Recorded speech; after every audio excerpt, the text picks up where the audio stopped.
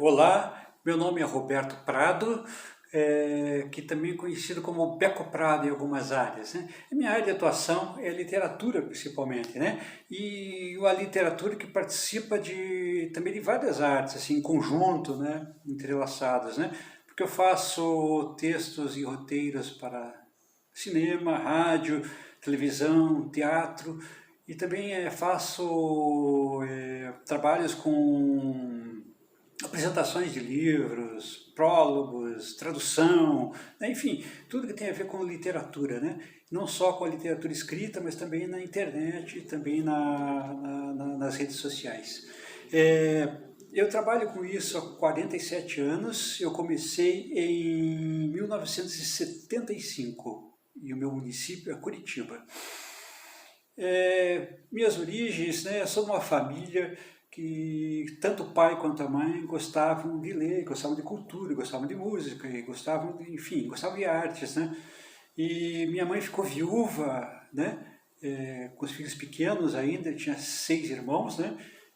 A mais nova tinha 6 meses ainda, e minha mãe ficou viúva, a gente passou sérias dificuldades para passamos grandes necessidades assim, mas a minha mãe e meus irmãos mais velhos nunca deixaram de acreditar numa boa educação, né? Então eu não posso reclamar porque desde cedo eu tive esse cuidado, né, de ter livros, de ter orientações, enfim, de ser educado para a literatura. Essas origens são muito interessantes. A minha irmã, Ione Prado, se tornou atriz, né? E agora, até agora é atriz, né? Ela trabalha em São Paulo e ela é atriz, é professora de teatro e é também dramaturga. E o meu irmão mais velho, Douglas, também é um jornalista que trabalha no Rio de Janeiro faz muitos anos e passou por jornais importantes como o Jornal do Brasil, por exemplo, né? E trabalhou com grandes jornalistas lá no Rio de Janeiro. É, o meu aprendizado passou muito com o meu contato, né, com muita gente que foi muito generosa comigo. Eu sempre fui o mais novo, né? Eu comecei com 16 anos, né? E eu era sempre o mais novinho, né? Então as pessoas praticamente me apadrinhavam, então elas selecionavam leituras para mim, selecionavam filmes para eu ver, selecionavam peças de teatro, me levavam para ver peças de teatro. Então, foi uma coisa muito interessante, porque a minha formação teve vários professores, né? Como se tivesse feito um doutorado, assim, né? Porque tinha muitas daquelas pessoas que conviviam com a gente em literatura, que eram doutores e eram lá da pós-graduação da PUC, por exemplo, que nem o Vicente Ataíde, ou como da Universidade Federal, como o professor Edson Costa. Então, essas pessoas foram me orientando e a gente foi discutindo e foi realmente clareando as coisas da mente. Então, a minha formação foi além do mundo acadêmico, né? A minha formação foi muito na ação, né? Então, sempre trabalhando, sempre mexendo com essa área, sempre, principalmente, agindo em conjunto e aprendendo com as pessoas, né? Sempre aprendendo com as pessoas que tiveram. As minhas experiências são muitas. Na época que eu comecei, vários escritores que eram, né, já eram consagrados, então tem por exemplo, o Manuel Carlos Caran, que foi com quem comecei em teatro, né, ali na Praça Rui Barbosa, no Teatro de Bolsa, ele tinha um grupo chamado Teatro Margem, que reuniu pessoas muito interessantes, pessoas que tinham enorme interesse em experimentar, em fazer um teatro assim diferenciado, né? Então eu aprendi muito ali que eu aprendi o que é Bergman, o que é Pasolini, o que é Fellini, né? O que é Jean-Luc Godard. Então ali foi uma verdadeira universidade para mim aquilo, conviver com aquelas pessoas. E também entre os escritores assim que não eram do teatro, né? Posso citar, por exemplo, o James Nege, o Dal Trevisan, o próprio Leminski, né, com quem mais tarde a gente viria ter edições de coisas juntas e parcerias também. Enfim, a minha inspiração foi aquela época ali dos anos 60 e 70 e sempre eu, o mais jovem da turma, né, e sempre sendo ajudado por essas pessoas na minha formação, né, para não ser apenas um talento assim, né, que não desenvolvido, né. as minhas obras são muitas, né? Eu tenho 47 anos de professor, então são muitos livros, né? Meu primeiro livro foi lançado em 1977, foi Sá 17.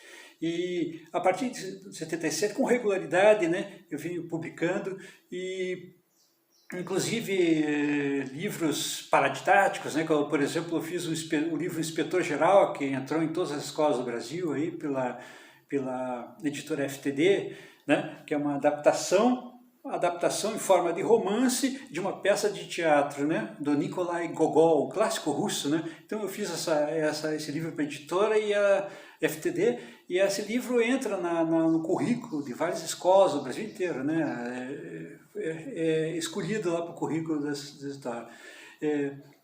Entre os produtos culturais, eu acho que a coisa que eu acho muito interessante é que, de uma certa forma, como eu fui uma pessoa muito ligada, assim, muito ajudada, como eu falei, eu procurei também, no meu trabalho assim, de edição e de divulgação da literatura, também apoiar as pessoas jovens, assim, as pessoas que estavam começando, as pessoas que não tinham muito contato, né, com a literatura, e formamos grupos, né? Com esses grupos nós continuamos aprendendo muito com esses grupos de pessoas de jovens, e editamos muita coisa. Então a gente editou muito, a gente fez o lançamento de muitos escritores que estão aí na cidade aí. Foi naquela época, a gente tinha uma editora chamada Lagarto Editores, então o meu irmão também fazia muito disso, né, o Marcos Prato. E as minhas experiências em produção cultural são muitas também. Eu posso citar dois exemplos assim, que me vêm na cabeça, que um é eu fui o primeiro a entrar o primeiro poeta, né, a entrar na Bienal Internacional de Curitiba, né? Então, no reduto assim, das artes plásticas entrou um poeta. Então, é muito interessante que a Bienal colocou meus poemas em forma de cartaz, em forma de outdoor, os poemas apareciam em ponto de ônibus, assim, tubos de coisa, aparecia ele impresso assim dentro do ônibus. Então foi uma coisa interessantíssima que eu vi a poesia se espalhada na cidade, né? É bacana você ver a coisa popular assim, né? Então foi uma experiência muito legal. Então essa Bienal aí, né? Também de produção cultural, eu posso colocar para você assim, a festa dos 300 anos de Curitiba, que eu, Antônio Tadeu Wojciechowski, mais alguns, né, principalmente nós dois, nós fizemos a organização de grande parte dos festejos dos 300 anos de Curitiba. Então, pô, a gente trouxe para cá pessoas como José Carreiras, como vários, né? O José Carreiras é um exemplo, né? E a gente pode colocar no nosso currículo, e nós somos as primeiras pessoas a usar, assim, para eventos de massa mesmo, a pedreira Paula Leminski, que foi a gente fez o show do José Carreiras lá com uma multidão, né? Então, aquilo provou que aquela pedreira dava para fazer shows e dava para fazer, né, grandes espetáculos, e ficava muito bonito, né? Foi feito um DVD, ficou muito bonito. Então, esse foi os 300 anos de Curitiba. Fora isso, muitos outros eventos, né? E eu posso destacar, por exemplo, para você, agora, coisas recentes, que nós fizemos um trabalho chamado Os 12 Trabalhos de Hércules, que é uma adaptação do clássico grego, né? Dessa coisa da cultura clássica grega, em forma de poesia. Eu, Tadeu Wojciechowski, Célia Villa-Lobos e a Mônica Prado Berger. Então nós fizemos a adaptação dos trabalhos de Hércules em forma de poesia, e essa adaptação virou um grande trabalho em rádio. Foi apresentado 54 programas de rádio, né? Durante um ano inteirinho, contando a história toda do Hércules em capítulos, e depois a gente fez um trabalho também ao vivo, né? No Teatro Ave Lola, fizemos um trabalho também com esse mesmo material no Teatro Ave Lola, e esse trabalho também se transformou assim como que eu posso dizer? Todo esse projeto se transformou num novo projeto que é um livro, né? Esse livro vai ter ilustrações, vai ser um livro muito bacana e também vai gerar podcasts e outras coisas na internet, mas está para sair ainda, não saiu ainda esse, né? Mas é uma coisa que eu já estou trabalhando. Eu fiz também a tradução de um poeta holandês chamado Gert Conrick, o Tadeu Wojciechowski, o Célia Villa-Lobos também, e mais as pessoas especializadas no holandês. E esse é o poeta nacional da Holanda, né? Nós fizemos um trabalho com ele, E também fizemos a mesma coisa que a gente fez com o Eco, a gente fez com o Garrett, que foi fazer programas de rádio, colocar ele em teatro, gravar vídeos também, né? Então tem vídeos, você vai lá no YouTube, tem vídeos do Garrett Conrad, e foi um trabalho legal desses dois trabalhos. O Eric foi uma coisa ultra profissional, que foi feito com câmeras profissionais, com iluminador profissional, com pessoas de sound design, sabe? Então ficou um troço radiofônico e ao mesmo tempo um troço de vídeo, os dois ficaram interessantes, sabe? Então eu tenho muito orgulho de ter participado desses dois trabalhos aí. Quanto à pandemia, tem o seguinte, eu como uma pessoa que trabalha com livros, não tenho aqui na nossa cidade, infelizmente, nós não temos essa coisa de ter distribuição. Então, o mais difícil que tem na literatura é distribuição. E a distribuição a gente fazia nós mesmos. Eu fazia a distribuição dos livros em shows, em lançamentos de outros livros, em lançamentos também em aberturas de exposição de arte e por aí afora, né? E a gente ia nos locais fazer a coisa. Nós éramos os vendedores, os defensores da nossa obra. E com a pandemia isso acabou de repente, a gente não pôde fazer nada. Nada, não tinha como mais fazer isso. Então a gente passou uma séria dificuldade. A gente tentou e até certo ponto conseguiu transferir esse trabalho para a internet, né? E conseguimos ter contato com muita gente, conseguimos vender obras, conseguimos fazer uma distribuição razoável para Curitiba, para o Brasil, sem os eventos presenciais. Mas os eventos presenciais são importantíssimos, eles não podem deixar de acontecer na literatura, porque principalmente quando você não está numa grande editora, quando você não é um cara que está no Rio de Janeiro, em São Paulo, né, e você é um cara de Curitiba, é você que faz a tua obra, você que distribui, a tua presença é o que é marcante na obra, você vira um diplomata da tua obra, mais ou menos isso, né? Então a pandemia prejudicou muito desse e também, obviamente, prejudicou as pessoas que produziam os roteiros que eu escrevia, as pessoas que cantavam as músicas que eu era parceiro, vários projetos aqui em São Paulo pararam no meio, a peça de teatro em São Paulo que tinha obras minhas e de repente parou, né, porque o teatro fechou. Então a pandemia foi muito prejudicial em termos de trabalho, assim, em termos de coisa, em termos financeiros, né, porque era do que a gente dependia, né. Então foi muito, muito, muito difícil, né, foi um período difícil, que a gente teve que se unir muito entre nós e nos ajudar, porque realmente foi difícil. Os meus planos são o seguinte, quando essa pandemia estará totalmente liberada, né? Quando tiver liberada, digamos assim, o público, a pandemia estiver acabada, nós vamos imediatamente começar a voltar ao nosso circuito. E eu estava pensando até, inclusive, já que nós nos unimos mais, com essa pandemia a gente se separou fisicamente, mas a gente se uniu mais. Fazer mais trabalhos assim, unindo música, teatro, shows, eventos e dança, né? E unir ainda mais as pessoas para criar eventos, digamos assim, mistos, né? Eventos que entre literatura, que entre artes plásticas, que entre dança, que a gente fez lá no passado, lá nos anos 70, 80, a gente fez esses eventos, naquela época era mais fácil, né? Reunir pessoas, né? E produzir, né?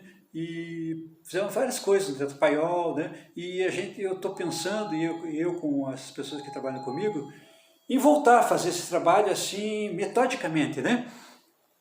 Criar um circuitinho, né? Esse circuito pode ter teatros, pode ter bibliotecas, pode ter escolas, pode ter bares e restaurantes que trabalhem com arte, né? Que tem essa proposta de trabalhar com arte, com música, né? E dentro aproveitar esses espaços para levar o nosso trabalho, né? E não só o meu, como o trabalho de outras pessoas. Sempre lembrando, por exemplo, que um trabalho muito interessante que foi feito, que eu também eu quase esqueci de falar, mas quem está pensando em retornar ao trabalho é chamado combo autoral. Esse combo autoral é uma Kombi, né? Fica até engraçado, né? Kombi, que é o combo autoral. Mas essa Kombi é uma Kombi assim, preparada ela é preparada para se transformar num num palco e também ela tem luz, tem som, né? E essa combo autoral, quando foi feita alguns anos atrás, ela foi em escolas públicas, assim, teve grande público e grande interesse das crianças, dos professores, né? E dos jovens. E ela foi levada em escolas públicas e teve apresentação de música. Tem pessoas lá que é a primeira vez que foi num show de música na vida, né? Então nós fomos nos bairros de Curitiba, na periferia, algumas cidades da região metropolitana, e foi muito interessante. Teve algum apoio da prefeitura e nós estávamos levando esse material para todos os lados, né? Não apenas para a região central, não apenas para aqueles que estavam acostumados com arte, mas para aqueles que nunca tinham tido a oportunidade de ter acesso a essas coisas. E foi muito interessante, nós conseguimos criar corais, assim, ensinar a música para a pessoa cantar na hora. Então foi uma coisa muito interessante essa do combo autoral e que pretendemos levar adiante isso aí. Quando acabar obviamente quando acabar esse problema da pandemia aí, né, e pudermos nos reunir, pudermos ir digamos assim, livremente para os locais, né, que não tiver problema de colocar em risco a nossa vida ou a vida de ninguém, né, e a saúde das outras pessoas. Então, basicamente é isso. Eu sou Roberto Prado de Curitiba, tenho 47 anos de experiência e dei aqui um pequeno resumo daquilo que eu achei importante, né, para me situarem no tempo, no espaço, dentro dessa geração, que tem também o Marcos Prado, Antônio Tadeu Wojciechowski e outras pessoas que levaram adiante essa chama, né? Essa chama da arte, da poesia, e tentaram de todas as formas expandir isso. E, graças a Deus, e muitas vezes a gente conseguiu expandir esse trabalho e levar esse trabalho onde geralmente ele não aparece. Certo? Muito obrigado.